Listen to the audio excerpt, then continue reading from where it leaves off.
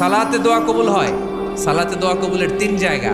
একটা হচ্ছে তাকবীরে তাহরিমার পরে আমরা সানা পড়ি না, আমরা তো একটা পড়ি। আল্লাহর হাবিব সুন্নাহ এবং নফল নামাজে আরো পড়তেন সানা, ওই দোয়া কবুল হয়। দুই নম্বর জায়গা সালাতে সেজদায় পড়ে দোয়া করলে কবুল হয়। আকরাবু মা ইয়াকুনুল আবদু মির রাব্বিহি ওয়া হুয়া সাজিদ ফাকসিরু ফীহি দুআ। বান্দা যখন সেজদায় লুটিয়ে পড়ে, বান্দা আল্লাহর সবচেয়ে কাছে চলে যায়। তা কিন্তু বিশ্বনবী বলে, সেজদাটা তোমার রবের কুদরতি পায়ের উপরে পড়েছে। সেজদায় পড়ে দোয়া করেন। সালাম ফিরানোর আগে বিশ্বনবী দোয়া করতেন, লা ইউসাল্লিমান্না আহাদুকুম হাত্তা ইয়াতাআওয়াযা মিন আরবা'a। আল্লাহর হাবিব বললেন, চার জিনিস থেকে পানাহ না আছে আমার কোন উম্মত যেন সালাম না ফিরায়। তারা যেন পড়ে, আল্লাহুম্মা ইন্নী আউযু বিকা মিন আযাবিল কবর, আউযু বিকা মিন আযাবি জাহান্নাম, আউযু বিকা মিন ফিতনাতিল মাহইয়া ওয়াল মামাত, আউযু বিকা মিন ফিতনাতিল মাসিহিদ দাজ্জাল।